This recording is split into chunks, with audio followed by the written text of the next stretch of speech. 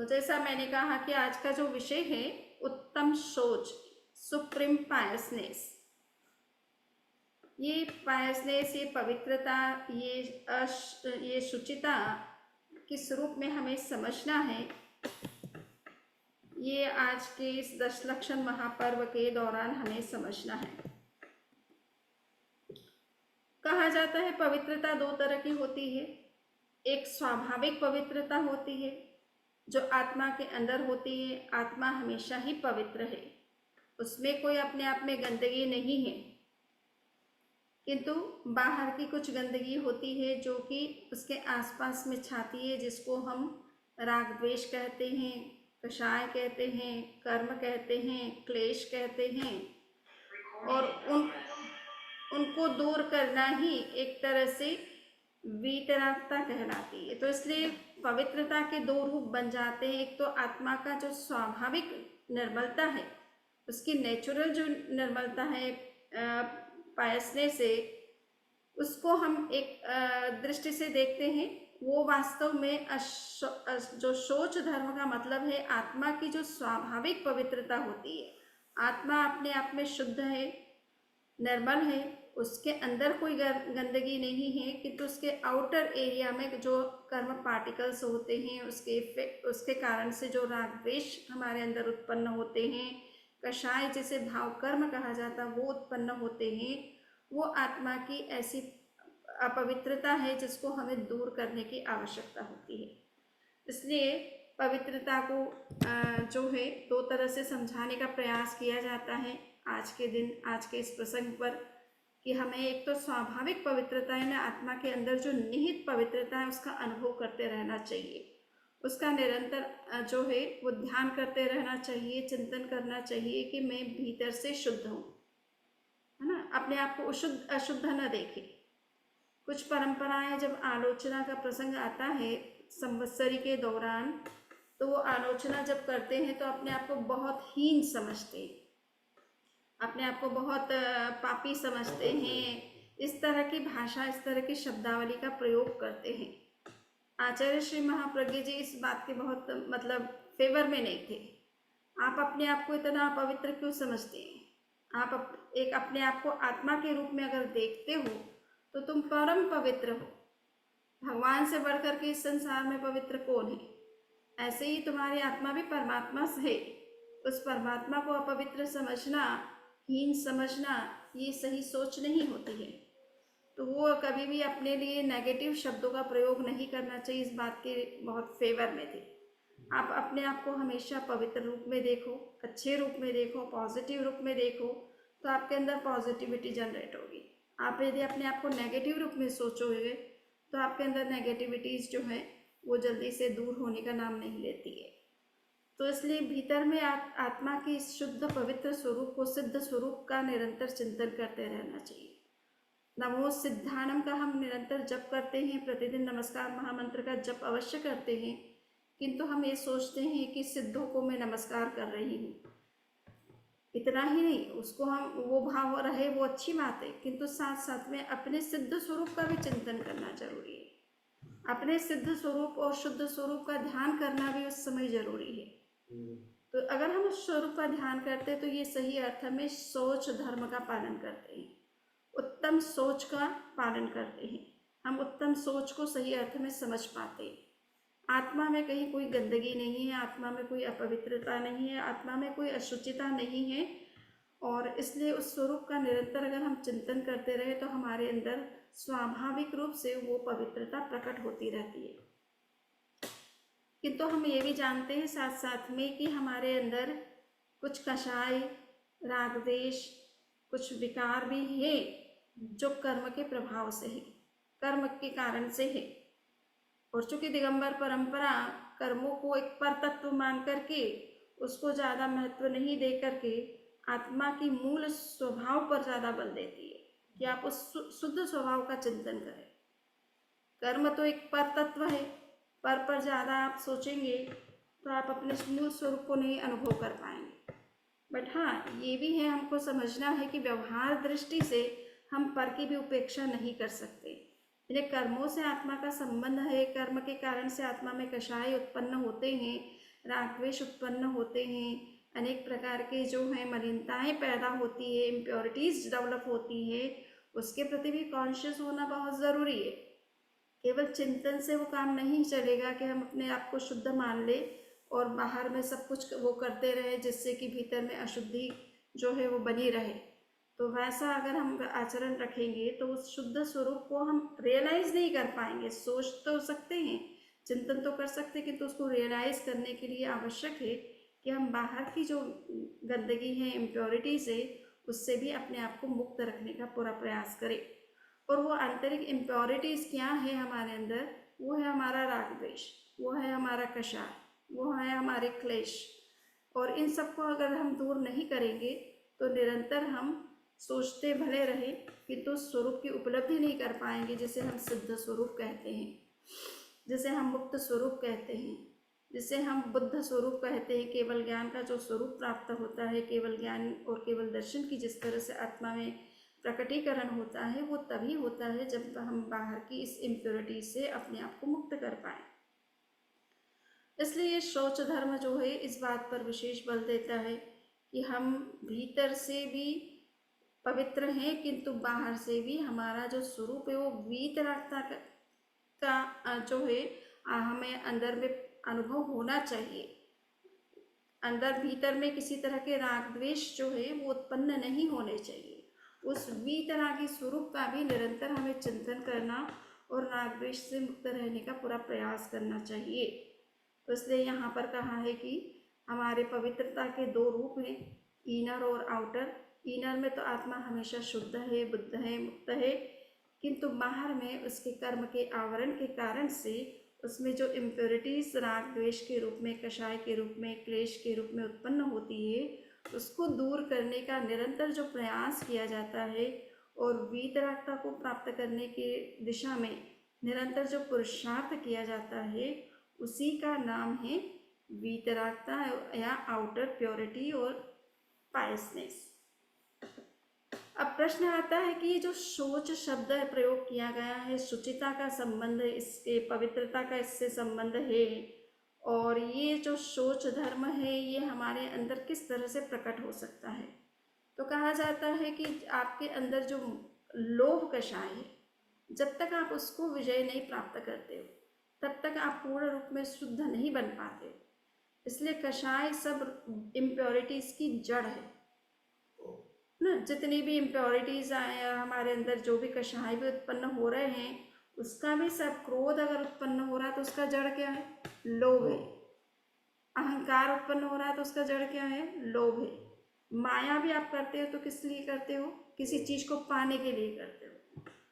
तो ये जो अन्य जो कषाय है वो लोभ के कारण से है। अगर लोभ नहीं है तो ये कषाय भी आपके अंदर विद्यमान नहीं होंगे। और लोभ को जनरली लोग पैसों से जोड़ करके देखते हैं कि लोग उसको कहते हैं कि हमें ज़्यादा पैसा चाहिए, और इसलिए लोभ जो है हमारे अंदर उस पैसे की लालसा के रूप में दिखाई देता है। किंतु केवल पैसे का जो लोभ होता है, पैसे की जो लालसा होती है, पैसे की जो इच्छा प्राप्त करने की इच्छा होती है, उसी का नाम केवल लोभ नहीं है। लोभ बहुत गहराई में अगर जाए तो पैसे की प्रति जो हमारा अट्रैक्शन है वो तो लोभ है ही है, समझ लीजिए। किंतु अन्य किसी भी पदार्थ, जो भी हमारी इंद्रियों से जुड़े हुए जितने भी विषय है, उन सब के प्रति भी अगर हमारा किसी प्रकार का अट्रैक्शन है तो वो भी लोभ ही कहलाता है। उसको काम वासना कहा जाता है। और लोभ क्या है? काम क्या है? लोभ का ही एक एक्सप्रेशन है। जब आप किसी अन्य चीज़ों के प्रति आपका अट्रैक्शन होता है तो हमारी जो पांचों इंद्रियां हैं उनका अपना अपना विषय है। आँखों का अपना विषय है, कान का अपना विषय है, नाक का अपना विषय है, जीभ का अपना विषय है और त्वचा का अपना विषय है। इन विषयों के प्रति जो हमारा अट्रैक्शन होता है, उनके प्रति हमारी जो चाह होती है, उनको प्राप्त करने के लिए हमारा जो प्रयत्न होता है, वो भी सब कुछ लोभ के अंतर्गत ही आता है। नाम के प्रति हमारा लोभ होता है, मेरा नाम होना चाहिए। हम दान भी देते हैं तो किस लिए देते हैं? नाम के लिए ज़्यादातर देते हैं। अगर नेम प्लेट नहीं लगाया जा रहा है तो जल्दी से कोई दान देने के लिए आगे कम आता है। हाँ, बहुत कम आते हैं, बट हाँ 100 में 1000 में कोई एक आध तो ऐसा मिल जाता है जिसको नाम से मतलब नहीं, जो निष्काम भाव से दान देता है, नाम के लिए नहीं, बल्कि त्याग और विसर्जन की भावना से दान देता है। तो हमारा दान, चाहे हम धार्मिक दृष्टि से कोई दान दे रहे हैं, धर्म के क्षेत्र में दे रहे हैं, चाहे समाज के क्षेत्र में दे रहे हैं, उसके पीछे भी हमारा लक्ष्य क्या होता है? नाम को प्राप्त करना। हमारा नाम होना चाहिए, हमारी प्रतिष्ठा होनी चाहिए। तो नाम के लिए, नेम के लिए या फेम के लिए, प्रतिष्ठा पाने के लिए लोगों में कुछ लगना चाहिए कि आई एम समथिंग, मैंने कुछ कंट्रीब्यूट किया है। तो इस रूप में हम जो जो कुछ भी हमारे अंदर इच्छाएं होती है, चाहे वो नेम की इच्छा हो, चाहे फेम की इच्छा हो, वो भी एक प्रकार का लोभ ही कहा जाता है। जो कोई आपकी मटेरियल डिज़ायर्स है, वो चाहे नाम से जुड़ी हो, चाहे फेम से जुड़ी हो, चाहे कोई भी आपकी मटेरियल थिंग से जुड़ी हुई हो, चाहे मनी से जुड़ी हुई हो, उन सबको लोभ का ही एक तरह से डिफरेंट फॉर्म्स माना जाता है। और लास्ट में हमारा जो रहता है वो लाइफ के प्रति, जीवन के प्रति भी हमारा मोह जो होता है ना। हम जीना चाहते, मरना नहीं चाहते। अनावश्यक तो क्यों मरना किसी के लिए, बट नेचुरल डेथ आती है तब भी हमें भय लगता है, हम उसको भी स्वीकार नहीं कर पाते इजीली। और ये जो नेचुरल हमारे अंदर में इस तरह का एक जो भय पैदा होता है, इनसिक्योरिटी जो पैदा होती है या फियर पैदा होता है लाइफ को लेकर के, ये भी इस बात को शो करता है कि आपका इस शरीर के प्रति, है ना, इस जीवन के प्रति बड़ा मोह है। आप इसलिए डरते हैं, भय खाते हैं। तो ये जीवन के प्रति जो मोह है वो भी एक प्रकार से लोभ का ही प्रकार माना जाता है। और कहा जाता है ये लोभ क्या है? ये लोभ सब पापों की जननी है। एक बार एक जो एक चमार व्यक्ति था, उसने कुछ देवता के सामने मनौती की, और मनौती के बाद में उसका जो कार्य सिद्ध होना था वो सिद्ध हो गया। तो उस मनौती में उसने कहा था कि अगर मेरा कोई कार्य सिद्ध हो जाएगा तो मुझे इतना अगर लाभ हो जाएगा तो मैं एक सोने की चौकी और एक सोने का सिक्का एक किसी ब्राह्मण को भोजन कराऊंगा और उनको ये दान में दूंगा। और संयोग से उसका ये सब कुछ मनोरथ पूरा हो गया। तो उसने सोचा कि किस ब्राह्मण को बुलाऊं, क्योंकि कोई भी ब्राह्मण चमार के घर आकर के भोजन तो नहीं करेगा, चूंकि अस्पृश्यता वो कहते हैं ना, अनटचेबिलिटी। सो ब्राह्मण लोग स्पेशल जो है शेड्यूल कास्ट के लोगों को और ऐसे लोगों को तो अनटचेबल मानते हैं। उनके घर का पानी भी पीना सवाल ही नहीं, उनका हाथ स्पर्श भी नहीं करेंगे, उनसे दूर से संबंध भी नहीं रखना चाहेंगे। तो सोचा कि अब क्या किया जाए, मेरी मनौती की, मैंने तो भगवान के सामने, देवी देवता के सामने जो कमिटमेंट किया है तो वो मुझे पूरा तो करना है। ईमानदार था, ऑनेस्ट था कि मुझे मिल गया तो ज़रूरी नहीं है मुझे बुलाना किसी ब्राह्मण को। पर वो ऑनेस्ट था तो उसने सोचा कि किसी ब्राह्मण को खोजा जाए जो मेरे घर आ सकता हो। बहुत ब्राह्मणों के पास में गया, उन्होंने कहा कि भैया हम किसी अनटचेबल के यहाँ जाते नहीं हैं, हमारा ये पक्का धर्म है। एक दूसरा लास्ट में जो एक ब्राह्मण मिला तो उसने भी यही बात कही कि देखिए मैंने जीवन भर अपना धर्म नहीं छोड़ा है। तो बोले आपका धर्म क्या है? कि अनटचेबल को मैं छूता नहीं। तो उसने कहा कि ये तो बहुत आपने अच्छा है, आपने जीवन भर ये इस धर्म को निभाया है, पर अब मैंने तो पूरे गांव में सभी ब्राह्मणों से बात कर ली है, कोई भी आने को तैयार नहीं है। और मैंने देवता के सामने इस तरह की मनौती की है, इतना ऐसा कमिटमेंट किया, तो मुझे अपने वर्ड्स तो फुलफिल करना ही है। और तो बोले तुमने क्या संकल्प किया था? कि मैंने ये संकल्प किया था कि मेरा अमुक काम सिद्ध हो जाएगा तो मैं सोने की चौकी, बड़ी नहीं होती है, छोटी सी सोने की चौकी और एक सोने का सिक्का जो है ब्राह्मण देवता को भोजन करवा करके उसको दान में दूंगा। अब जैसे ही इस ब्राह्मण देवता को पता चला कि सोने की चौकी और सोने का सिक्का ये दान में मिलने वाला है, तो भोजन करने में क्या दिक्कत है? हाँ, इसका अगले का कमिटमेंट भी है। तो वो क्या बोला कि अच्छा वैसे तो मैं अपने धर्म को कभी जो है छोड़ता नहीं हूँ किसी भी कीमत पर अब तुमने पूरे गांव में तुम घूम करके आ गए, तुम्हें कोई पंडित तुम्हारे घर आने को तैयार नहीं है, तो मैं तुम्हारे घर आ जाऊँगा, मुझे दया आ रही है। तुम बहुत ऑनेस्ट भी हो, तुम चाहते हो कि तुम्हारा संकल्प पूरा हो, तो मैं थोड़ा सा तुम पर तुम्हारा सहयोग कर सकता हूँ और तुम्हारे घर पर आ सकता हूँ। तो मेरी शर्त है कि मेरा भोजन जो है इस तरह से शुद्ध तरीके से बनाया जाना चाहिए और मैं इस तरह से भोजन करता हूँ। पूरा चारों तरफ में पानी, चौकी गोबर होता है, उससे गाय के गोबर से लिपी हुई जगह होनी चाहिए। शुद्ध पात्रों में मेरा भोजन पर तैयार किया जाना चाहिए और अच्छी तरह से जो भी बर्तन हो तुम्हारे घर के नहीं हो, नए बर्तन में प्रोवाइड किया जाना चाहिए। उसने कहा आपकी सारी शर्तें मुझे मान्य है, जस्ट आप कृपा करें और मेरे घर पधार जाएं। और ब्राह्मण देवता पधार भी गए। भोजन उन्होंने जैसे कहा वैसे शुद्ध तरीके से उसने तैयार भी किया। नॉनवेज तो वो चलो खुद ही नहीं खाता था, पर वो अनटचेबल की कैटेगरी में माना जाता था, इसलिए उसने कहा कि कोई बात नहीं, आप आइए। उसने जैसा शर्त के अनुसार जैसा भोजन चाहिए था ब्राह्मण देवता को वैसा बना दिया और वैसा परस भी दिया। ब्राह्मण ने भोजन कर भी लिया और उसने अपने शब्द के अनुसार, वर्ड्स के अनुसार उनको एक सोने की चौकी और एक सिक्का देते हुए दिया और कहा कि आपने बहुत कृपा करी, मुझे इस गरीब आदमी के ऊपर आपने कृपा की है और आप मेरे घर आकर के भोजन ग्रहण किया है और ये दान में मैं आपको चौकी और सिक्का गिफ्ट करता हूँ।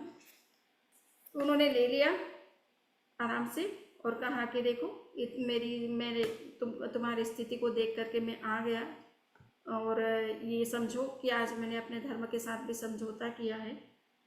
उसने कहा कि एक प्रश्न जरूर है आपसे। बोले क्या प्रश्न है? कि प्रश्न ये है कि लोभ का बाप क्या है ना? पाप का बाप क्या है, कौन है? तो उन्होंने कहा कि ये तो मैंने अब कभी शास्त्रों में पढ़ा नहीं कि पाप का बाप भी कोई होता है क्या। पाप तो मनुष्य के भीतर होता है, उसका बाप कौन होता है? कोई वो व्यक्ति थोड़ा ही है जिसको कोई जन्म देता है। तो ये तो कोई शास्त्रों में कहीं मुझे उत्तर पता नहीं है इसका। तो बोले आप थोड़ा चिंतन करिए, आपने इतने वेदों को पढ़ा है, उपनिषदों को पढ़ा है, आरण्यकों को पढ़ा है और पुराणों को पढ़ा है, कहीं तो कुछ रेफरेंस आया होगा। उसने कहा कि देखिए मेरे को जहाँ तक है जो चीज़ें याद है उनमें मुझे नहीं लगता कि कहीं पे कुछ आया है और ना आज तक मैंने सुना है कि पाप को जन्म देने वाला कोई होता है। तो उसने कहा कि देखो मुझे तो समझ में आ गया है पाप का बाप कौन है। अच्छा तो तुम ही बता दो क्या कौन है इसका बाप? तो बोले कि लोभ पाप का बाप है। आप देखो कि आपने कहा कि मैं जीवन भर धर्म मैंने नहीं छोड़ा कभी भी, और जब आपको पता चला कि मैं सोने की चौकी और एक सिक्का देने वाला हूँ दान में, तो आपने सारा जीवन भर जो जिस धर्म को निभाया उसको आपने साइड में रख दिया और आप चले आए मेरे घर पर। तो कहने का इतना ही मतलब है कि व्यक्ति को जब धन दिखाई देता है या किसी चीज़ की प्राप्ति दिखाई देती है तो वो सारा धर्म अपना भूल जाता है। तो ये कहा जाता है शास्त्रों में इसीलिए कि भाई जहाँ लोभ है वहाँ कौन सी बुराई नहीं आती। जहाँ लोभ है वहाँ क्रोध भी आ जाता है, वहाँ अहंकार भी आ जाता है, वहाँ माया भी आ जाती है। हिंसा भी जिन कारणों से होती है उसके पीछे कारण क्या है? जमीन, जोरू और जायदाद, इन 3 कारणों से हिंसाएं होती ही ज़्यादातर।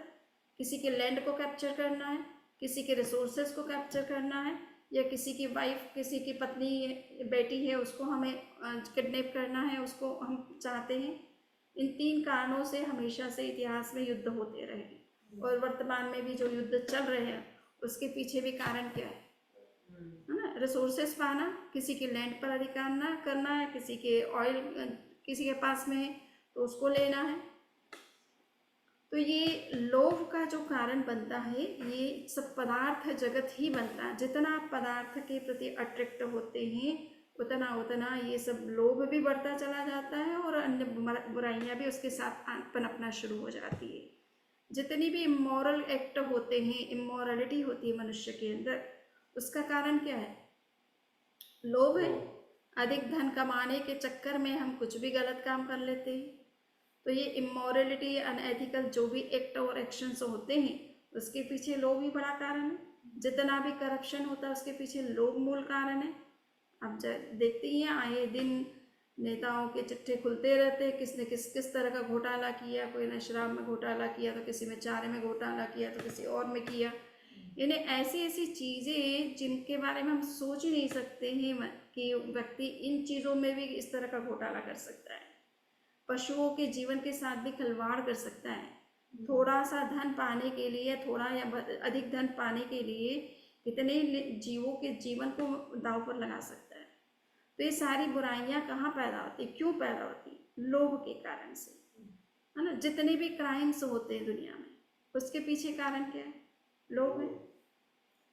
कोई द्वेष के कारण से भी एक दूसरे का मर्डर करता है, तो द्वेष का जननी भी कौन है? राग है। आपका किसी के प्रति राग है तो आप किसी के प्रति द्वेष करते हैं। इसीलिए कहा जाता है जैन धर्म में कि वीतराग बनो, यानी केवल एक राग पर विजय कर लो, एक लोभ पर आपका अगर विजय हो गया तो आपने सब कुछ, सारे संसार को जीत लिया। और यदि आपने उस पर विजय नहीं की तो सारे संसार को जीत करके भी आप हारे हुए हैं, आपने वास्तव में सही विजय प्राप्त नहीं की। जो सहस्रम सहस्राणाम संगामे दुज्जय जिने एगम जिने जप पाण एस से परमुचो। भगवान महावीर ने कहा कि कोई व्यक्ति युद्ध में, या कोई भी राजा हो, चाहे सेनापति हो, चाहे सैनिक हो, हजारों हजारों लोगों को युद्ध में मार सकता है, किंतु उसने जब तक अपनी आत्मा पर विजय नहीं प्राप्त करी तो वो हारा हुआ व्यक्ति है, वो वास्तव में सही अर्थ में विजयी व्यक्ति नहीं कहलाता है। तो जिसने अपने कषाय पर विजय नहीं की, और विशेष रूप से जिसने अपने राग या लोभ तत्व पर विजय नहीं की, वो सब कुछ करके भी हारा हुआ व्यक्ति माना जाता है, और उसके अंदर वो सब बुराइयां पनप जाती है जिसकी हम कल्पना भी नहीं कर सकते। तो इसीलिए कहा जाता है कि लोभ जो है पाप का पाप है, उसके द्वारा मनुष्य कौन सा पाप नहीं कर सकता है, सब कुछ कर सकता है। जब उसे कुछ पाना है, कुछ मिलने की उपलब्ध आशा है, तो वो कुछ भी कर सकता है, सब कुछ गिव अप कर सकता है। इवन पशुओं में भी ये लोभ पाया जाता है, उसके अनेक रूप हैं। जैसा कि हमने कहा कि हमारी इंद्रियों के विषय भी, उनके प्रति हमारी जो लालसा है, उसके पीछे हम जिस तरह से जाने का प्रयास करते हैं, उनको ज़्यादा से ज़्यादा भोग करने का उनका प्रयास करते हैं, वो भी एक प्रकार का लोभ ही है। और कहा जाता है कि पशुओं में किस तरह से, यानी सांप को आपने देखा होगा, स्नेक को, उसको वश में करने का सीधा तरीका क्या है कि जो वो बीन बजाई जाती है, व्यक्ति जो है वो बीन बजाता है तो सांप अपने बिल से निकल करके आ जाता है। क्यों आ जाता है? कि उसको साउंड के प्रति अट्रैक्शन है। तो जब एक साउंड के प्रति अट्रैक्शन होने से सांप जैसा जहरीला प्राणी भी अपने बिल को छोड़ करके उस सपेरी की पकड़ में आ जाता है ना, ग्रिप में आ जाता है। इसी तरह से जो है अटैचमेंट होता है ब्यूटीफुल चीज़ों के प्रति, या हमें स्पर्श का किसी के अंदर में होता है कि स्पर्श उससे बहुत अच्छा लगता है। तो कहा जाता है हाथी को पकड़ने का सीधा तरीका क्या है? जो हाथी को पकड़ने वाले महावत लोग होते हैं, या हाथी वाले जो लोग होते हैं, वो गड्ढा खोद देते हैं और वहाँ पर एक नकली हथीनी खड़ी कर देते हैं। तो उस हाथी को अट्रैक्शन है उस हथीनी का, और उसको जब वो पकड़ने के लिए आता है या उसके नज़दीक आने की कोशिश करता है तो वो गड्ढे में गिर जाता है और उसको पकड़ लिया जाता है। क्योंकि नहीं तो हाथी जैसे बड़े पशु को पकड़ना इजी नहीं है, एक पैर ही रख दे तो पूरे प्राणी निकल जाते हैं व्यक्ति के, तो उसको वश करना इतना इजी नहीं होता है। किंतु वो हथीनी के मोह में, अट्रैक्शन में, उस महावत के ग्रिप में आ जाता है, उसकी पकड़ में आ जाता है। इसी तरह से रूप का जो है, रूप के प्रति अट्रैक्शन जो है पतंगे का विशेष होता है। वो पतंगा क्या करता है, जब उसको अग्नि दिखती है तो वो उसके नज़दीक जाता है उसको, क्योंकि जो अग्नि का रूप है उसको बहुत अट्रैक्ट करता है, और रूप के प्रति अट्रैक्शन होने से पतंगा जो है उस अग्नि में गिर करके जल करके समाप्त हो जाता है। इसी तरह से टेस्ट, हम खाने के प्रति हमारा बड़ा आकर्षण होता है। अच्छे पदार्थ अगर आ जाते हैं तो पेट भरा हुआ है तो भी हम खा लेते हैं 2 पीस एक्स्ट्रा, और अगर वस्तु अच्छी नहीं है, हमारे टेस्ट के अनुकूल नहीं है, तो भूख कितनी लग रही है, हम उतना नहीं खाएंगे जितना हमें टेस्टी वस्तु हम खाते हैं। तो टेस्ट के कारण से भी व्यक्ति क्या होता है, ज़रूरत के बिना भी खा लेता है, और फिर उसके कारण से कभी कभी पेट में अफारा हो जाता है, कभी प्रॉब्लम हो जाती है। अब एक व्यक्ति था, एक पंडित जी थे, और पंडितों के बारे में कहा जाता है कि उनको अगर भोजन का निमंत्रण मिल गया तो वो ज़रूर जाना चाहेंगे। उनको सबसे ज़्यादा अट्रैक्शन इसी बात का रहता है कि कौन उनको भोज के लिए निमंत्रित करता है। तो किसी के शादी का प्रसंग था या कोई प्रसंग था तो उसमें उनको आमंत्रित किया गया और वो गए और बहुत खा लिया, चूँकि फ्री का खाना है और अच्छी चीज़ें बनी हुई हैं, तो जितना ज़रूरत नहीं था उससे भी ज़्यादा खा लिया। अब जब ज़्यादा खा लिया तो पानी पीने का तो अवकाश ही नहीं रहा। और अंदर में कहा जाता है आयुर्वेद की दृष्टि से कि हमारे पेट को 4 भागों में हमें डिवाइड करना चाहिए। 2 भाग भोजन के लिए रहने चाहिए, 1 भाग पानी के लिए और 1 भाग हवा के लिए। यानी जब आप भोजन डाइजेस्ट होता है तो उसके साथ गैस भी पैदा होती है, और वो गैस को पेट में अगर रुकने का मौका नहीं मिलेगा, जगह नहीं मिलेगी, तो वो दर्द करेगा पेट में। तो इसलिए जो भोजन का जब कंजम्पशन होता है तो गैस्ट्रिक भी क्रिएट होती है। इसलिए हमेशा आधा पेट भोजन करना चाहिए, पूरा फुल पेट नहीं भरना चाहिए। अब पंडित जी ने तो चारों खाने फुल कर लिए अपने, तो पेट में दर्द शुरू हो गया। अब डॉक्टर के पास ले गए कि भाई पंडित जी को क्या हो गया, देख लीजिए। तो उन्होंने कहा कि क्या बात है, आज मुफ्त का खाना मिला था आपको? तो बोले बात तो सही है कि खाना तो मुफ्त का था ही, और आवश्यकता से ज़्यादा भी मैंने खाया है।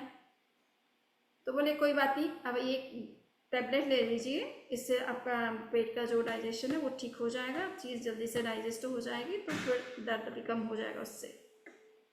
तो उन्होंने कहा डॉक्टर साहब आप ऐसी कैसी बात करते हो, एक टैबलेट खाने की जगह होती तो मैं एक कतली और नहीं खा लेता, है ना? इतना पेट में डालने की जगह ही नहीं है, टैबलेट को भी डालने की जगह नहीं है। सो कहने की इतनी ही मतलब है कि वस्तु का जब टेस्ट अच्छा होता है तो हम कभी कभी आवश्यकता से ज़्यादा भी खा लेते हैं, और वो हमारे लिए प्रॉब्लम क्रिएट करता है। तो इसी तरह से टच के प्रति मैंने हाथिका जैसे बताया है, फ्रेग्रेंस सुगंध के प्रति कुछ प्राणी होते हैं जो सुगंध से बड़े अट्रैक्ट होते हैं। तो जैसे भंवरा फूल पर जो जाता है, उसका कारण क्या है कि वो जो आम लगता है, आम के पहले उसका फूल निकलता है और फूल से जो सुगंध फूटती है उससे भंवरा उसके चारों तरफ घूमता है।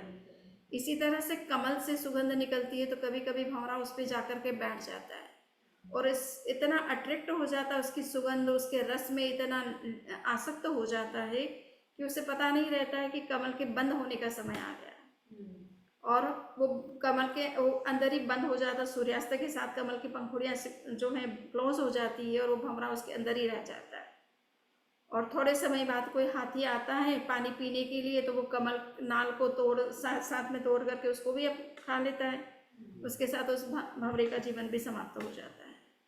तो कहा जाता है कि व्यक्ति जो है जब सुगंध के प्रति या टेस्ट के प्रति इतना ज़्यादा आसक्त बन जाता है तो कभी कभी उसका जीवन ही समाप्त हो जाता है उसके प्रति। तो ये सारी चीज़ें, यानी एक भोजन हमारी आवश्यकता, उसके लिए हम करते हैं भोजन। अच्छी चीज़ें तो हम खा भी सकते हैं, उसको भी खा सकते हैं, किंतु लिमिट का जब हम ध्यान नहीं रखते हैं तो वही हमारे लिए बड़ी हार्मफुल बन जाती है, और कभी कभी जीवन से भी व्यक्ति को हाथ धोना पड़ जाता है।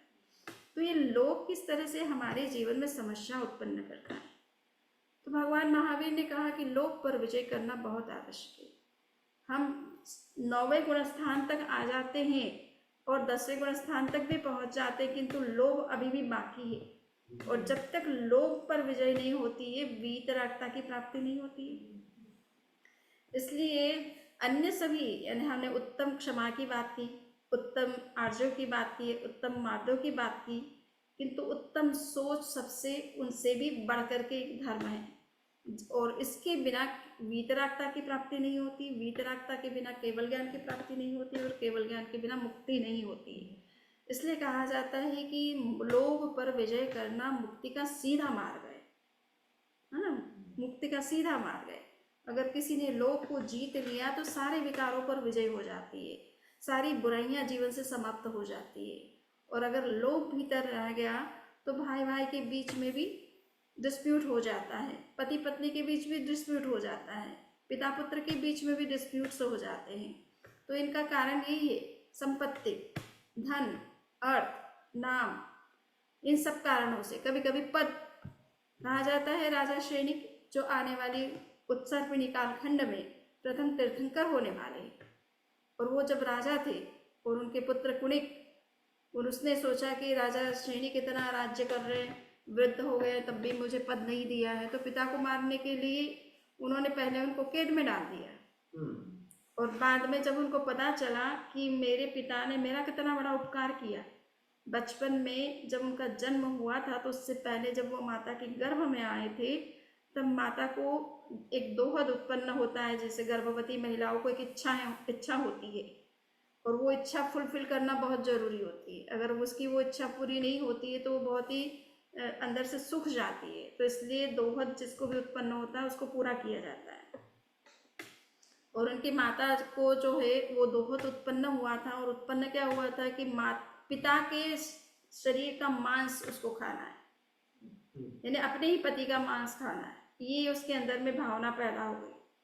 अब ये बात जैसे ही उसने राजा सैनिक को पता चली तो उन्होंने कहा कि ये कोई बड़ी बात नहीं है, अब तुम्हारा अगर दोहद पूरा करने के लिए मुझे अपना मांस भी देना पड़े तो कोई दिक्कत नहीं है। तो उन्होंने तो अपने शरीर का मांस भी काट करके दे दिया।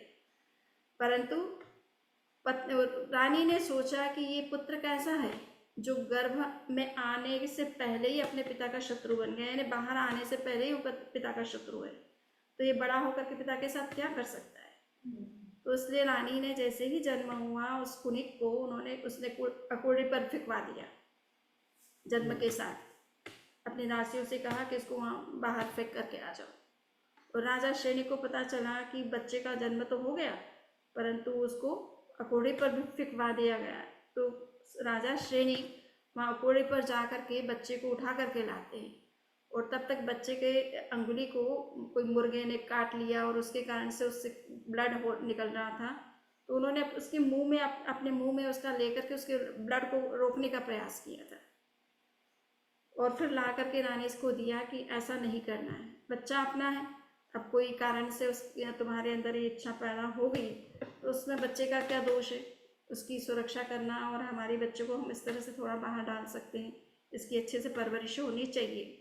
और वो बड़ा होकर के उसने राज्य के खातिर राजा सैनिक को कैद में डाला था। और फिर अंत में राजा को लगा कि ये पता नहीं, एक जब माता से पता चला उसे कि मेरे पिता ने तो मुझे अकोड़े से बचाया जबकि माँ ने तो अकोड़े पर डलवा दिया था, तो उसने कहा कि तुम्हारा पिता कितना तुम्हारा उपकारी है, ये सोचो, तुम्हारा जीवन किस तरह से समाप्त होने वाला था। मेरी तरफ से तो मैंने तो तुम्हारा केयर करने का सोचा ही नहीं था, पर तुम्हारे पिता के कारण तुम्हें ये जीवन दान मिला है, और तुम उसी पिता को कैद में डाल रहे हो और कैद में रख रखा है इतना सा शासन राज्य को पाने के लिए तुमने। तब उसे बहुत ग्लानि हुई और वो जाकर के हथौड़ा लेकर के चला था कि मैं जो है पिता की जो बेड़ियां हैं उसको काट देता हूँ। और जैसे ही दूर से राजा सैनिक ने देखा कि कुनिक लेकर के हथौड़ा आ रहा है तो सोचा कि इसने मुझे पहले से तो कैद में डाल ही दिया है, अब मारने के लिए और आ रहा है। तो उन्होंने अपने हाथ में जो अंगूठी में जल था उसको मुंह में ले लिया और उसी समय अपना प्राणांत कर लिया कि इसके हाथ से इस हथौड़े से मरने की अपेक्षा तो खुद ही मर जाना सही है। और इसके कारण से उनकी नरक गति हुई है। नरक गति होने का कारण आत्महत्या भी बनता है। यद्यपि उनका नरक का बंधन पहले से हो रखा था, इसलिए कोई ना कोई अंत में ऐसी बुद्धि पैदा हो जाती है कि उनकी नरक गति होती है। तो कहने का मतलब है कि राजा सैनिक जो आने वाले उत्सर्पिणी कालखंड के प्रथम तीर्थंकर होने वाले महापद्म नाम से, उनकी भी आयु भगवान महावीर की तरह 72 वर्ष की उम्र रहेगी। और भगवान महावीर ने जिस तरह से केवल ज्ञान प्राप्त किया और साधना की और जन कल्याण का काम किया और धर्म की स्थापना की, वो प्रथम तीर्थंकर उत्सर्पिणी कालखंड के होंगे जो कि धर्म की स्थापना करेंगे। इस आर्य में जिस तरह से भगवान ऋषभ ने की है उसी तरह से महापद्म जो है आने वाले उत्सर्पिणी कालखंड में करेंगे। किंतु इसके पीछे आप देख रहे हो कि क्या सत्ता का लोभ पुत्र को भी अपने पिता के विरुद्ध बना देता। तो ये भगवान महावीर का कहना है कि अगर व्यक्ति ग्रीड पर विजय कर ले, और वो कैसे कर सकता है, तो उन्होंने कहा कि वो समय नहने को हम माणम मद्दवया जिने मायम चज्जो भावेन लोहम संतोष ओजने। जो व्यक्ति लोभ को संतोष से जीतना सीख जाए वो लोभ से मुक्त हो सकता है। अर्थात संतोष का विकास जब तक हमारे भीतर नहीं होगा तब तक इस लोभ पर विजय प्राप्त करना इतना सहज नहीं होगा। तो संतोष की वृत्ति का विकास करें। किंतु वर्तमान का जो वातावरण है, वर्तमान की जो शिक्षा है, प्रणाली है, और वर्तमान का जो अर्थशास्त्र है, ये इस बात से बिल्कुल विपरीत बात कर रहा है। और उनके अनुसार ये है कि जितनी इच्छाओं को बढ़ाओगे, जितना आप उपभोग करोगे, उतना ही इकोनॉमी जो है वो बुस्ट होगी और उतना ही देश और संस्कृति आगे बढ़ेगी। तो इस तरह की जो शिक्षाएं वर्तमान में चल रही है और इसके कारण से सब लोगों का दिमाग मनी माइंडेड हो गया है, कॉमर्शियल हो गया है। जितना मनी आप प्राप्त कर सकते हो और जिस किसी तरीके से कर सकते हो वो करना चाहिए, और जितना पदार्थों का आप उपयोग कर सकते हो उतना उपभोग करने की कोशिश करें, ताकि मनी का प्रोडक्शन हो, मनी का रोटेशन हो, मार्केट जो है वो ऊपर आगे बढ़े, और साथ साथ में इकोनॉमी जो है वो बूस्ट हो, और देश और कल्चर भी जो है वो आगे बढ़े। तो इस तरह का जो चिंतन लोगों के दिमाग में हो गया, जिसके कारण से उपभोग पर लोग ज़्यादा कंसंट्रेट हो रहे हैं, मनी माइंडेड बनते चले जा रहे हैं। और जब मनी माइंडेड बनते हैं तो स्वार्थ भी साथ में आ जाता है, दूसरों के हित की बात हम गौण करके अपने लाभ की बात सोचते हैं, अपने प्रॉफिट की बात सोचते हैं, और वही जो है सारे करप्शन का, सारी बुराइयों का, घोटालों का बड़ा कारण बनता है। मनी के दुरुपयोग करने का नेता बनाए जाते हैं, किस लिए? देश की सेवा के लिए, न कि देश की जनता की पैसों को अपने लाभ के लिए जो है इकट्ठा करने के लिए। किंतु सब भूल जाते हैं कि हम बड़े बड़े दावे करके आए थे कि हम ये करेंगे वो करेंगे, हम तो देश के सेवक बन के आ रहे हैं, परंतु वो सबसे बड़े मालिक बन करके बैठते हैं, है ना। तो ये लोभ जो है ये सब सारे कर्तव्य को भुला देता है, सारी ड्यूटीज़ को भुला देता है, सारी रिस्पॉन्सिबिलिटीज़ को साइड में कर देता है, सारी बुराइयां जो है जीवन में आ जाती है और सारी अच्छाइयाँ साइड में हो जाती है। तो इस लोभ पर जब तक हम विजय नहीं करते तब तक बुराइयों पर विजय करना बहुत मुश्किल है, तब तक राग और द्वेष इन सबको समाप्त करना भी मुश्किल है, और उनसे मुक्त होना, वीतरागता को पाना या कैवल्य को पाना, ये भी बहुत दूर की कहानी हो जाती है, दूर की कल्पना हो जाती है। तो आज आज हम भगवान के पास में भी जाते हैं तो क्या करते हैं, क्या मांगते हैं, हाँ? वो भी मनी। यहाँ पर भी मैंने पिक्चर दे रखा है कि हम हाथ जोड़ करके माला हाथ में है और भगवान से प्रार्थना कर रहे हैं, किस बात, चीज़ के लिए? डॉलर पाने के लिए कि मेरे पास सबसे ज़्यादा डॉलर होने चाहिए, है ना। ब्रुनेई के जो राजा के पास में जितना है उससे ज़्यादा संपत्ति मेरे पास में होनी चाहिए। तो हम भगवान के पास में जाकर के धन की प्रार्थना कर रहे, जिन्होंने धन का त्याग किया उनसे ही हम धन मांग रहे हैं, है ना। जिन्होंने धन से उनकी इच्छा से ऊपर उठने की बात कही, हम उनसे भी वही मांग रहे हैं जो हमें नहीं मांगना चाहिए। तो हमारा जो प्रार्थना है वो, एक बार कहा जाता है कि भिखारी था, उसने सोचा कि पूरे शहर में वो भीख मांगता रहता है जहाँ से जो कुछ मिल जाता। तो एक बार सोचा कि भगवान के मंदिर में जा कर के शुक्रिया अदा करे कि कम से कम कुछ न कुछ तो मुझे मिल रहा है, और उसके कारण से मेरा पेट कम से कम भर जाता है, जितनी ज़रूरत है वो पूरी हो रही है। तो मंदिर में गया और वहाँ पर राजा भी आए हुए थे। तो उसने सोचा कि राजा तो बहुत बड़ा आदमी होता है, ये कितना सुखी होता है, कितना संपन्नता इनके पास में होती है, इनके पास तो कोई कमी नहीं होती है। तो वो भगवान से हाथ जोड़ करके कुछ मांग रहे थे। तो उसने सोचा कि देखिए अब राजा को तो वैसे कोई कमी नहीं होती है, तो भगवान से तो प्रार्थना ही कर रहे होंगे कि भगवान मुझे मुक्ति प्रदान करे, मोक्ष प्रदान करे, कर्मों से मुक्त करे, तो इनको तो और कुछ मांगना की ज़रूरत ही नहीं है। किंतु देखा कि वो मांग रहे थे कि भगवान मेरा राज्य बहुत विस्तार पाए ना, मैं वर्ल्ड का जो है वर्ल्ड गवर्नेंस बनूं, वर्ल्ड का एम्पायर बनूं, सारी जो धरती पर, पूरी धरती पर मेरा ही अधिकार हो। तो फिर जब राजा ने अपनी प्रार्थना पूरी कर ली तब भिखारी ने की तरफ देखा कि वो भिखारी है। तो उसने कहा कि तुम कौन हो? कि मैं भिखारी हूँ। अच्छा, तो आप कौन है? कि मैं तो राजा हूँ। बोले कि मैं तो भिखारी हूँ, मैंने तो ये बात आपको कह दी, अपनी रियलिटी बता दी है, किंतु आपकी बात को, आपकी प्रार्थना को सुन करके ऐसा लग रहा है कि आपसे बड़ा भिखारी तो इस दुनिया में कोई है ही नहीं, है ना। हम भिखारी तो छोटी मोटी चीज़ ही मांगते कि भाई आज का खाना हो जाए हमारा, है ना, थोड़ा बहुत हमारी जगह हो जाए या कोई चीज़ हमारी चाहिए तो वो हो जाए। किंतु आप तो पूरे दुनिया भर की वेल्थ जो है मांग रहे थे। तो आपसे बड़ा भिखारी इस दुनिया में कौन है? आप अपने आप को राजा क्यों कहते हो? तो ये कहने का इतना ही मतलब है कि राजा अभी जो है अगर भगवान के सामने खड़ा है तो उसके पास सब कुछ होते हुए भी वो अब ये सोचता है कि उससे आगे का कैसे उसे मिले। अन्य देशों पर मेरा नियंत्रण, अन्य देशों की संपत्तियों पर मेरा कैसे, रिसोर्सेज पर, लैंड पर हमारा अधिकार कैसे हो। हम केवल अमेरिका से संतुष्ट, प्रेसिडेंट अमेरिका से संतुष्ट नहीं है, वो दूसरे देशों के रिसोर्सेज उसको कैसे मिल सकते हैं। इसकी तरफ उसकी दृष्टि बनी रहती है। तो ऐसी कंडीशन में कौन संतुष्ट बन सकता है? तो इसलिए भगवान महावीर ने कहा कि संतोष जो है जब तक मनुष्य के अंदर नहीं आएगा, कहीं कोई आप कितने भी रिसोर्सेस इकट्ठे कर लो, आपकी चाह कभी समाप्त नहीं होगी, उल्टी बढ़ती चली जाती। जितना आप पदार्थ को प्राप्त करने की कोशिश करते हैं और जैसे जैसे पदार्थ मिलता चला जाता है, वैसे वैसे आपका लोभ और बढ़ता चला जाता है। तो इसलिए कहा गया उत्तराधीन सूत्र में, जहाँ लाहो तहाँ लोहो, लोहो सब विनाशही। मनुष्य को जैसे जैसे लाभ होता है, बेनिफिट होता है, प्रॉफिट होता है, कोई चीज़ की प्राप्ति होती है, सक्सेस मिलती है, तो उसकी चाह और बढ़ती चली जाती है। और चाह कभी कभी इतनी इस सीमा तक बढ़ जाती है कि वो विनाश के कगार पर मनुष्य को ले जाती है। तो इसलिए हमें संतोष का जितना हम विकास करते हैं उतना हमारे लिए अच्छा होता है।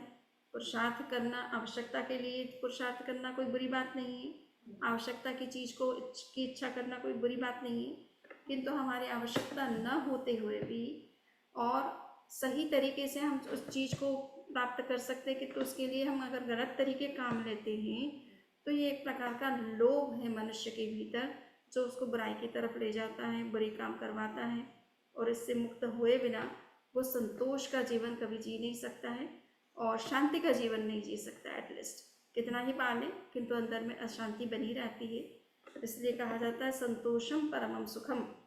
अगर मनुष्य संतोष धन पाने से सुखी नहीं बनता है, संतोष को धारण करने से सुखी बनता है। जितना उसके अंदर संतोष, अगर हमारे पास बहुत सारी चीज़ है किंतु अगर इच्छा बनी रहती कि और पाएँ और प्राप्त करें और धन कमाएं और रिचनेस क्रिएट करें, तो हमारे अंदर अशांति निरंतर बनी रहती है।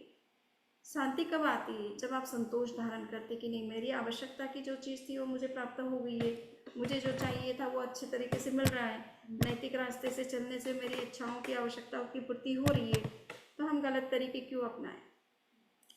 तो ऐसा संतोष का भाव जब आता है तभी मनुष्य जो है वास्तव में सुख का अनुभव करता है।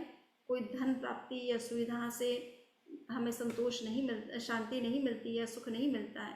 वास्तव में संतोष को धारण करने से सुख मिलता है। सो इसलिए कहा जा रहा है कि content is the highest happiness, ना, contentment is the highest happiness. संतोष ही परम सुख है।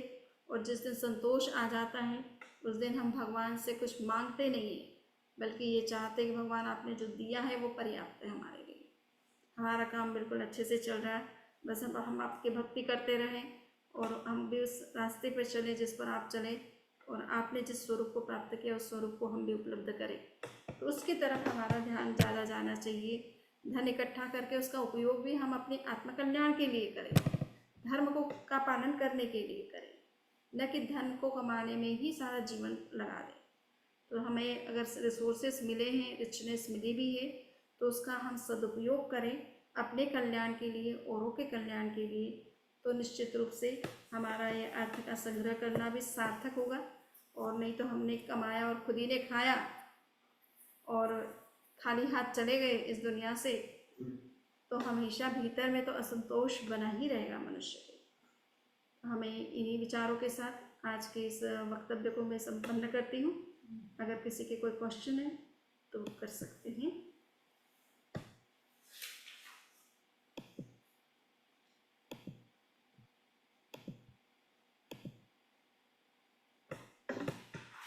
तो अनम्यूट है मेरी तरफ से, अगर किसी के कोई प्रश्न है तो जरूर करें। बंदामी के प्रैक्टिकल लाइफ में बंदामी मेरा ये पॉसिबिलिटी है फंडामेंटल क्वेश्चन है कि वो पूर्ण मेरा संतुष्टि हो जाए। क्वेश्चन है कि एक मिनट, पांडे साहब प्रश्न कर रहे हैं या प्रताप? दस लक्षण हाँ, ये एक सांप्रदायिक पर्व है या सर्वलौकिक मान्य पर्व है? क्यों? इसका देखिए, मैं बताऊं कि जैसे तेरापन समाज में चार कसाय, क्रोध मान माया लोभ, उसके प्रतिपक्ष से उसको शांत किया जा सकता है। अब यहाँ उत्तम वर्ड किया गया है तो उसका क्या सिग्निफिकेंस है? और ये पर्व जो है वो सब क्यों नहीं मनाते? अब ये तो सब तो क्या है कि कोई भी धर्म मना रहा है, वो तो जो धर्म का स्वरूप तो वास्तव में शाश्वत है, और किसी जाति, किसी पंथ, किसी धर्म से, संप्रदाय विशेष से उसका कोई संबंध नहीं है, उसका संबंध आत्मा के साथ है। इसलिए वो धर्म तो चाहे मनुष्य और सब सारे मनुष्य जो ही नहीं, बल्कि वो पशु पक्षी एक इंद्रिय से लेकर पंचेंद्रिय तक के जितने भी जीव, उन सबसे संबंध रखता है, जो भी उसका पालन करे, जो भी उसका आचरण करे। अब ये बात अलग है कि हम मनुष्यों ने अपने आप को इस तरह से डिवाइड कर लिया संप्रदाय के नाम से। धर्म के का स्वरूप तो शाश्वत है और सार्वलौकिक है, सार्वजनिक है, सार्वदेशिक है, सार्वकालिक है, यानी वो तो त्रैकालिक है, और सभी से, सभी जीव मात्र से उसका संबंध है, आत्मा से उसका मूल संबंध है। और आत्मा तो सभी में पाई जाती है, चाहे हिंदू हो, चाहे मुसलमान हो, चाहे कोई भी जाति, कोई भी धर्म, किसी भी पंथ और किसी भी देश और काल का व्यक्ति हो, या कोई भी प्रकार का जीव हो। तो धर्म का संबंध तो जो है वो सब जीवों के साथ है, परंतु मनाया क्यों नहीं जाता है सबके द्वारा, वो एक अलग बात है। किस धर्म में किस बात को एम्फेसाइज किया गया है, उस परंपरा के लोग उसी पर ज़्यादा ध्यान देते हैं। ये भी सब बातें सभी धर्मों में किसी न किसी रूप में थोड़ा बहुत कही जाती है, परंतु दिगंबर संप्रदाय ने विशेष रूप से उत्तम शब्द का जो प्रयोग किया है, उसके पीछे मूल उनका प्रयोजन है कि ये आत्मा के मूल स्वरूप है, मूल गुण है, और ये शुद्धात्मा का मूल स्वभाव है। तो इसलिए हर जीव को शुद्धात्मा के स्वरूप का ध्यान और चिंतन करना चाहिए। लोभ का मतलब या शुचिता का मतलब ये नहीं है कि बाह्य गंदगी या कोई बाह्य जो चीज़ों के प्रति आपका अट्रैक्शन है, अटैचमेंट है, तो उन चीज़ों के कारण से आपके अंदर लोभ है। वो चीज़ें किसी के अंदर नहीं है तो भी किसी के अंदर लोभ तो होता है कि नहीं। एक इंद्रिय जीवों के पास में ऐसा कुछ भी नहीं है जो मनुष्य के पास में है, दो इंद्रिय वाले प्राणियों के पास कुछ नहीं है, पशु पक्षियों के पास कुछ भी नहीं है, किंतु लोभ उसके अंदर भी है कि नहीं। तो वास्तव में ये एक्सटर्नल जो चीज़ें हैं उनसे समझाने का प्रयास किया जाता है कि आपके अंदर लोभ किस किस रूप में पाया जाता है, उसका एक्सप्रेशन किस किस रूप में होता है। किंतु वो तो लोभ चाहे किसी के पास कुछ चीज़ है या नहीं है, वो सबके जीव मात्र के अंदर जो मुक्त नहीं हुए हैं या वीतराग नहीं बने हैं, उन सबके अंदर लोभ विद्यमान है, ठीक है ना। तो उसको समझाने का प्रयास किया जा रहा है कि आत्मा जो है वो शुद्ध आत्मा इन सभी कषायों से मुक्त है, चाहे वो लोभ हो, चाहे क्रोध हो, चाहे मान हो, चाहे माया हो, चाहे कोई भी अन्य प्रकार का दुर्गुण हो, उन सबसे मुक्त है। उस शुद्ध स्वरूप पर ही ज़्यादा ध्यान दीजिए। वो नेचुरल रूप में आपकी वो ब्यूटी है, नेचुरल वो आपकी पायसनेस है, पवित्रता है, उस पर ज़्यादा ध्यान दीजिए। और इसीलिए वो उत्तम शब्द का प्रयोग करते हैं। ये हाईएस्ट लेवल की जो बात है वो दिगंबर परंपरा आत्मा के संदर्भ में मूल कर रही है, और उसको आम व्यक्ति समझता नहीं है। तो उसको समझाने के लिए हम प्रैक्टिकल उदाहरण देते हैं, या जो जिसको कहेंगे अभी प्रैक्टिकल फॉर्म में, जिस तरह से बताया कि लोग किस किस रूप में हमारे अंदर है, इस तरीके से समझाना पड़ता है। और वास्तव में दिगंबर परंपरा जो है इन एक्सटर्नल चीज़ों के कंपैरिजन में आत्मा के मूल स्वरूप पर ज़्यादा फोकस्ड है। हाँ, प्रताप जी का कोई क्वेश्चन था? हाँ हाँ बंदा, मेरा क्वेश्चन ये था कि ये पूर्ण संतोष हाँ, कि जब हम बात कर रहे हैं तो पूर्ण संतोष कैसा पॉसिबल है, क्योंकि मन के अंदर विकार तो आते ही रहते हैं। तो मूल है कि शुरुआत यहाँ से हमें करना है कि हमें कोई गलत काम नहीं करना अपनी किसी भी आवश्यकता की पूर्ति के लिए, इच्छा के लिए। पहले यहाँ से हम शुरुआत करें, है ना। दूसरा है कि हमारी आवश्यकताओं की हम लिमिट करें। इसलिए भगवान महावीर ने जो अनुव्रत की जीवन शैली दी है, 12 अनुव्रतों की बात कही है कि आप अपनी लिमिट करें। अगर लिमिट नहीं करेंगे तो आपके अंदर इच्छाएं बढ़ती ही चली जाएंगी, बिल्कुल, वो तो सही है ना। बात है। 5वां जो अनुव्रत गृहस्थ के लिए दिया वो क्या दिया है? इच्छा परिमाण, इच्छा परमाण, है ना। परिग्रह की सीमा गृहस्थ जो है वो ज्यादा उतनी करेगा या नहीं करेगा, परंतु इच्छाओं की अगर सीमा कर लेगा तो परिग्रह की अपने आप सीमा हो जाएगी। तो यहाँ से पहले शुरुआत करें, धीरे धीरे मूल शुद्धात्मा का स्वरूप, यानी मूल में दिगंबर परंपरा निश्चय नहीं प्रधान दृष्टि है। ये केवल आत्मा की और शुद्धात्मा की, शुद्ध आत्मा का शुद्ध स्वरूप क्या है कि उसमें पवित्रता है, उसमें कोई राग नहीं है, कोई द्वेष नहीं है, कोई लोभ नहीं है, कोई कषाय नहीं है ना। उस शुद्ध स्वरूप को ये फोकस करके बात करती है, हर चीज को वहाँ, हर चीज का इंटरप्रिटेशन वहाँ ले जा करके जो है उसको कंक्लूड करती है। तो मूल सेंटर में वो आत्मा के शुद्ध स्वरूप पर चिंतन करने की बात को ही एम्फेसाइज कर रही है इन सब धर्मों के माध्यम से। इन आत्मा तो शुद्ध है, उसको चाहे आप क्रोध कषाय की दृष्टि से देखें तो उसमें हाँ। क्रोध नहीं है, मान कषाय की दृष्टि से देखें तो उसमें मान नहीं है, माया कषाय की दृष्टि से देखो तो उसमें माया नहीं है, लोभ कषाय की दृष्टि से देखो तो लोभ नहीं है उसमें। इस स्वरूप का ध्यान करो, इसका चिंतन करो, ये मूल 10 लक्षण पर्व का खास संदेश है। वंदना में और कोई? वंदना और कोई सवाल नहीं हो तो मेरा एक सवाल और है हाँ कि बताइए। संयम, उत्तम संयम, ये हाँ अपना ये एक टर्म पतंजलि का या अपने जैन शास्त्रों में भी है, तो हाँ। पटिशल्लिता या प्रत्याहार ये एक ही है क्या? संयम, जैन का जो संयम शब्द है वो बहुत ही कार्ड व्यापक एक अर्थ बार में है, पहले पता नहीं कहाँ से वो ये बहुत व्यापक अर्थ में कार्ड है। ही कुछ अलग है, अच्छा, उसके कौन बात नंबर कर रहे चाहिए हैं? प्लीज तो अपने आप को म्यूट कर क्यों लें जो चाहिए? बात कर रहे हैं। क्योंकि अपने पास है ना 24 का कार्ड नहीं, उसमें $25 लिखा हुआ है, तो वो इसमें प्रिंट कर सकते हैं। ओके, तो मैं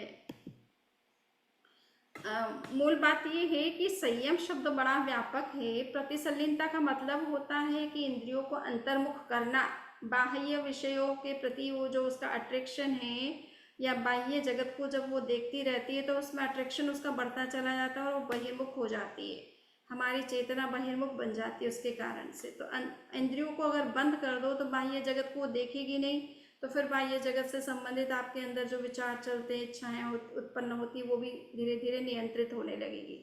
वो प्रतिशीलता या प्रत्याहार का मतलब ही वो है, अंतर्मुख बनाना, इंद्रियों को बाह्य से अंदर की तरफ मोड़ना, उसको बोलते हैं अंतर्मुखता या प्रतिसल्लीनता। किंतु संयम का मतलब है कि हमारी इच्छाओं पर नियंत्रण करना, हमारे मन पर नियंत्रण करना, वाणी पर, कर्म पर, हमारे जो भी कषाय हैं उन पर नियंत्रण करना, जो भी अनैतिक एक्टिविटीज़ हैं उनको नियंत्रित करना। तो संयम शब्द तो वो सारे तरह के नियंत्रण, मन वचन कर्म से जुड़े हुए जो भी बुराइयां हैं और कषाय इत्यादि हैं, उन सब पर नियंत्रण करने को एक तरह से संयम कहा जाता है। और उत्तम संयम की जब बात करेंगे अपन, तो उत्तम संयम में दिगंबर परंपरा का कहना है कि आत्मा तो खुद में स्वयं में सेल्फ रेस्ट्रेंट ही है, वो तो डिसिप्लिन्ड है। उस आत्मा के मूल स्वरूप का जब चिंतन करोगे तो आपके अंदर खुद में संयम का विकास होने लगेगा। आत्मा में तो कुछ ऐसे गलत काम करती नहीं है जो शुद्ध आत्मा होती है। तो उस उत्तम संयम के नाम से उस स्वरूप पर ध्यान दिया जाता है, उसका चिंतन किया जाता है। ठीक है, समय संपन्न मंगल पाठ। चत्तारि मंगलम अर्हंता मंगलम सिद्धा मंगलम साहु मंगलम केवली पुन्नतो धम्मो मंगलम। चत्तारि लघुत्तमा अर्हंता लघुत्तमा सिद्धा लघुत्तमा साहु लघुत्तमा केवली पुन्नतो धम्मो लघुत्तमो। चत्तारि शरणं प्रवज्जामि अर्हन्ते शरणं प्रवज्जामि सिद्धि शरणं प्रवज्जामि साहु शरणं प्रवज्जामि केवली पुन्नतं धम्मं शरणं प्रवज्जामि। कृतज्ञोस्मि वन्दामि वंदामि नमः नमः स्वामी वंदना ओम स्वामी समृद्धि। कृतज्ञोस्मि वंदामि प्रभु वंदामि नमः स्वामी समृद्धि जी। वंदामि नमः वंदामि नमः स्वामी शम्मी जी, कृतज्ञोस्मि। वंदामि नमः स्वामी जल समृद्धि मिला जय वंदामि शम्मी जी। वन्दामि नमः स्वामी समृद्धि कामेन हीनाबेन मेहुल भाई मध्यम वंदामि शमनी जी। नमः स्वामी सबको बहुत समृद्धि बहुत साधुवाद है। स्मिता, मीनाक्षी, वंदामि नमः स्वामी समृद्धि जी। वन्दामि नमः स्वामी समृद्धि बहुत बहुत वंदामि छोटे शम्मी जी को साता है। हाँ बिल्कुल वंदामि नमः स्वामी जी। उन्होंने 4 क्या कर लिया, पालना कर लिया। वंदामि नमः स्वामी खूब समृद्धि। अनुमोदना शम्मी जी की। खूब खूब अनुमोदना समृद्धि जी को। अच्छी बात है। वन्दामि कभी छाता पूछना खूब अनुरोध आता है महाराज। ठीक, चलिए वंदामि साता में रहिए, कृतज्ञोस्मि। कृतज्ञ आर्हा। वंदामि समृद्धि। बारंबार वंदना करते हैं आपके। हाँ हाँ हाँ, ठीक है, 7